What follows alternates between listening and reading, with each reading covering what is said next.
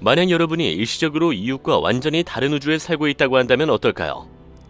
우리가 미쳤다고 생각할 수도 있지만 이를 증명하는 증거가 있습니다. 우리 우주에는 현관문 밖에서 또는 다음 생각에서 시작하여 무수히 많은 편형이 존재할 수 있습니다. 곧 다중우주 평행 차원이 존재한다는 과학적 증거를 보여드릴 예정이니 기대해 주시기 바랍니다. 왜 당연한 것이 보이지 않는 걸까요? 수천 년 전, 사람들은 지구가 원반이고 태양과 다른 하늘의 홀을 가로질러 움직이는 빛의 점이라고 생각했습니다. 나중에 그들은 우리가 구 위에 살고 있으며 빛의 점들도 구라는 것을 알게 되었죠. 그 후 우리는 별과 은하, 그리고 우주의 광대한 팽창에 대해 배웠습니다. 그때마다 사람들은 이전의 제한된 세계관을 바꾸고 새로운 사실에 직면해야 했습니다. 오랫동안 사람들은 태양이 절대적이고 영원히 존재한다고 생각했습니다. 그러나 오늘날 우리는 별이 생성되고 소멸하고 은하가 충돌하고 합쳐진다는 사실을 알고 있으며 이제 우리 우주는 수많은 우주 중 하나의 가능성이 매우 높다는 사실을 직시해야 하죠. 우리가 다른 차원과 세계의 존재를 명시적으로 알지 못했지만 전 세계와 인류의 모든 시대에 그 존재에 대한 증거가 있습니다. 사람들이 고대 민족에 대한 지식을 가지고 현재 논쟁을 벌이거나 요정이나 엘프와 같은 자연적 존재의 존재 또는 설명할 수 없는 고고학적 발견을 언급하는 것은 합리주의자들에게는 억지스럽게 들릴 수 있습니다. 전통적인 자연과학자들은 우리 세계의 다차원성에 대한 생각은 말도 안 되는 망상이나 환상이라고 주장하죠. 그러나 오늘날 우리가 열린 마음으로 자연과학의 여러 분야에 대한 현재의 지식을 조사한다면 평행세계, 다른 차원 및 다중우주의 존재에 대한 징후가 훨씬 더 밀도 있게 나타나고 있음을 인정해야 합니다. 그 이유는 바로 양자물리학의 발견 때문입니다. 우주의 가장 작은 구성 요소에 대한 이 학문은 물질이 특정 임계값을 넘어서면 예측하기 어렵고 무엇보다도 예측 가능한 물질로 분리된다는 사실을 밝혀냈습니다. 이 세상의 기본 구성 요소인 양자는 특정 임계값을 넘어서면 입자 형태가 아닌 파동 형태를 취합니다. 언뜻 들으면 과학자가 아닌 사람들에게도 흥미롭게 들릴 수 있는 이야기입니다. 그러나 물리학자들은 이것이 이전에 확실하고 견고하며 정의할 수 있었던 모든 것이 잠재적인 것으로 흐릿해진다는 것을 알고 있습니다. 그리고 이 정의되지 않은 잠재력은 훨씬 더 흥미로운 속성을 가지고 있습니다. 사실 과학자들은 더 이상 이 파동의 행방조차 파악할 수 없습니다. 이 파동이 여전히 우리 공간에 있는지, 이 임계값에서 공간이 용해되는지 또는 입자파가 동시에 여러 현실을 형성할 수 있는지 여부를 판단하는 것은 불가능합니다. 다중세계의 이론. 평행우주에 대한 개념은 1954년 프리스턴 대학교의 학생이었던 휴 에버렛 3세가 우리 우주와 유사하고 연결되어 있는 평행우주가 존재한다는 개념을 개발한 것으로 거슬러 올라갑니다. 이 평행우주들은 우리 우주에서 갈라지고 우리 우주는 다른 우주에서 갈라지며 우주들 사이에는 수많은 연결고리가 있을 수 있습니다. 아침에 친절하게 인사를 건네고 당신의 우주에 분명히 존재했던 이웃이 등을 돌린다면 그는 보이지 않는 문턱을 통해 일시적으로 완전히 다른 우주에 살고 있을 수 있습니다. 이 대담한 이론은 흥미롭기도 하지만 매우 실용적인 측면도 있습니다. 예를 들어 평행우주에서는 세계대전의 결과가 달라질 수도 있습니다. 이 이론을 진지하게 받아들인다면 공룡과 같은 종들이 여전히 평행우주에 살고 있을 수도 있죠. 일시적으로 세계와 차원이 겹치는 현상 때문에 공룡이나 빅풋과 같은 이상한 샘물이 가끔 목격되기도 합니다. 고고학자들은 인간과 공룡이 함께 있는 도자기를 발견하기도 했습니다. 또한 아주 오래된 암석에서 실제로 현대에 만들어진 물체가 발견되기도 하죠. 이집트의 피라미드가 수만 년 또는 수십만 년 전 우리 시대의 발전소나 성간 통신탑으로 사용하던 종족에 의해 지어졌을 가능성도 이런 방식으로 설명할 수 있습니다. 이론적으로는 은하가 충돌하여 하나의 개체로 합쳐지는 것처럼 지구의 거의 동일한 두 변종이 때때로 합쳐질 수도 있을 것이라고 말하고 있습니다. 끈 이론과 다중세계 이론. 처음에는 많은 사람들이 에버렛의 아이디어를 의심했습니다. 현실은 너무 미치고 너무 터무니없고 인간의 정신으로는 이해하기 어려운 것처럼 보였기 때문이죠. 그러나 과학적 발견이 이어지면서 이러한 세계가 존재한다는 사실이 밝혀졌습니다. 양자 물리학은 우리가 알고 있는 세계를 아원자, 즉 가장 작은 수준에서 탐구합니다. 물리학자 베르너 하이젠베르크는 우리가 양자 물질을 관찰하는 것만으로도 양자 물질의 거동에 영향을 미친다는 아이디어를 생각해냈습니다. 이를 확인한 또 다른 물리학자는 닐스 보어였죠. 그 이후로 과학자는 양자 입자가 이론적으로 가능한 모든 상태로 동시에 존재하며 우리의 관찰이 양자 입자의 행동에 영향을 미쳐 주어진 순간에 양자 입자가 어떤 상태를 선택하도록 만든다는 사실을 인정해야 했습니다. 따라서 우리가 현실에서 경험하는 것은 우리의 태도, 생각, 의식에 따라 달라집니다. 양자 물리학은 수많은 실험을 통해 이 세상의 모든 결정과 모든 단계가 일상에서 우리가 인지하지 못하는 사이에 우리를 다른 현실로 이끌 수 있음을 보여줍니다. 에버렛의 접근 방식은 시간에 대한 기본적인 물리학적 이해와 양립할 수 없다는 이유로 오랫동안 의문을 받아왔습니다.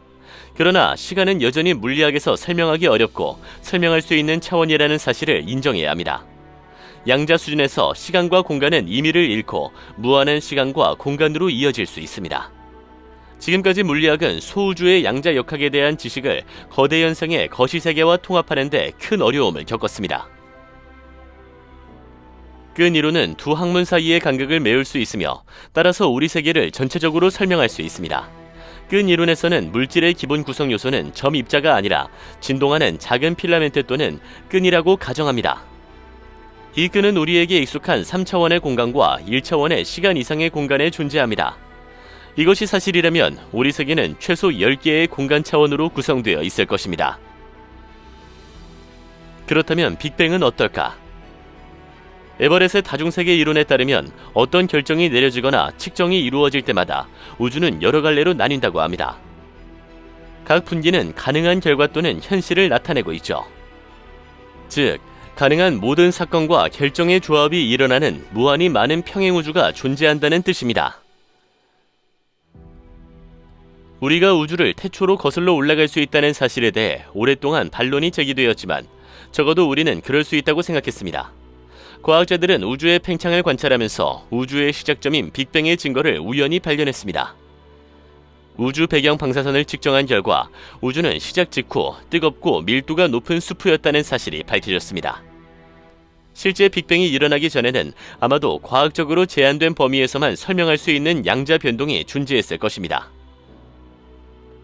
확실한 시작점은 처음에는 우주 안에 많은 세계에 대한 이론이 반대합니다.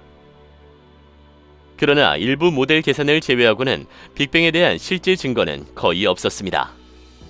연구자들은 새로운 제임스 웹 우주망원경에서 이를 발견할 수 있기를 기대했지만 실망했죠. 제임스 웹은 빅뱅 이론의 증거를 제공하는 대신 존재해서는 안 되는 시기에 존재했던 은하를 발견했습니다. 그 이후로 우주의 시작을 빅뱅으로 가정하는 것은 옳지 않다는 것이 분명해졌습니다. 반면에 끈 이론과 다중세계 이론 지지자들은 우주의 인플레이션에서 더 많은 공간 차원이 존재한다는 증거를 발견했습니다. 이러한 차원 중 일부는 순전히 계산적으로만 존재해야 합니다. 이러한 차원은 너무 작아서 우리가 직접 인지할 수 없습니다. 하나의 선으로만 구성된 가느다란 튜브를 상상할 수 있습니다. 자세히 살펴보면 선이 실제로 직선이 아니라 아주 작은 치수로 휘어져 있음을 알 수 있죠. 말려있는 차원은 작고 숨겨져 있지만 그 안에 다른 세계가 숨겨져 있을 수 있습니다. 나선형 차원에서 현이 진동하고 전파되는 방식은 우리 우주에서 관측 가능한 물질의 특정 속성을 통해 알아볼 수 있을 것으로 추정되기도 합니다. 그럼에도 불구하고 이 이론은 아직 입증되지 않았습니다. 일부 연구자들은 빅뱅 계산에서 시작점에서 우주가 하나뿐 아니라 세계 또는 무한히 많은 우주가 형성되었다는 징후를 발견하기도 했습니다.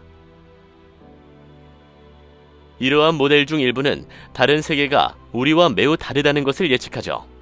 다른 세계가 작거나 완전히 다른 물리적 규칙이 적용된다면 우리는 결코 그곳으로 여행할 수 없으며 아마도 그곳을 설명할 수도 없을 것입니다. 다른 이론에서는 우리가 다른 여러 차원과 연결되어 있고 심지어 다른 차원에 살고 있다고 상상합니다. 다중우주에서는 이 모든 가능성이 함께 존재합니다. 무수히 많은 변형으로 우리와 비슷한 세계와 완전히 다른 우주가 존재한다는 것이죠. 지구 안의 차원? 남극에서 과학자들은 우주에서 중성미자 입자 흐름을 측정했습니다. 나사의 아니타 남극 충동성 일시적 안테나에서는 거대한 풍선을 사용하여 남극의 차갑고 건조한 공기 속에서 높은 우주의 중성미자 무리를 측정했습니다. 갑자기 안테나가 지구 중심에서 직접 오는 저에너지 입자, 즉 중성미자의 흐름을 감지한 것이죠. 중성미자는 얇은 형태의 물질만 투과할 수 있고 지구 전체는 투과하지 못합니다. 즉 고에너지 입자는 실제로 우주에서 지구에 충돌할 때만 감지할 수 있습니다. 이 측정은 지구 내부 어딘가에 교차점이 있는 평행우주의 존재를 시사했습니다. 입자 흐름은 심지어 타우 중성미자가 시간을 거꾸로 여행했다는 결론을 도출할 수 있었습니다. 따라서 입자의 기원 우주에서는 시간이 거꾸로 가거나 이 우주의 시간축이 우리 우주의 시간축에 반영됩니다. 블랙홀, 화이트홀. 연구자들은 직접 관측이 불가능하기 때문에 우주의 비밀을 밝혀내기 위해 모델 계산이나 시뮬레이션에만 머물러 있는 경우가 많습니다. 예를 들어 알버트 아인슈타인은 최초의 실제 블랙홀이 발견되기 훨씬 전에 블랙홀의 존재를 수학적으로 예측했습니다. 그런 다음 연구자들은 가설적으로 다른 차원이나 우주에 있는 블랙 거인에도 화이트홀 형태의 상대가 있을 수 있다는 결론을 내렸습니다. 모델 계산 결과 화이트홀은 물질과 빛을 밀어내는 반면 블랙홀은 물질과 빛을 가두는 것으로 밝혀졌습니다. 화이트홀은 이전에는 설명할 수 없었던 우주의 현상을 설명하기 위해 다른 차원의 시간 역전 개념을 도입한 가상의 공간에 나타납니다. 우리 우주는 다차원성에 대한 또 다른 힌트로 볼 수 있는 흥미로운 특성을 가지고 있습니다. 설명이 등장할 때마다 우주에 많은 새로운 질문과 변형이 생겨난다는 것입니다. 양자 물리학에 따르면 서로 다른 기대치는 서로 다른 결과와 세계관으로 이어집니다. 양자역학에 따르면 물리학자는 어느 순간 돌변하여 실제 관측을 통해 자신의 이론을 현실에서 증명할 수 있습니다. 그는 노벨상을 수상하고 가파른 경력을 쌓을 것입니다. 그러나 다른 우주에서는 증거가 사라지거나 다른 과학자가 옳다고 주장하며 스스로 노벨상을 수상하기도 할 것입니다. 이 증거가 의미가 있다고 생각하시나요? 그리고 우리가 의식적으로 현실을 유리하게 통제할 수 있다고 상상할 수 있나요?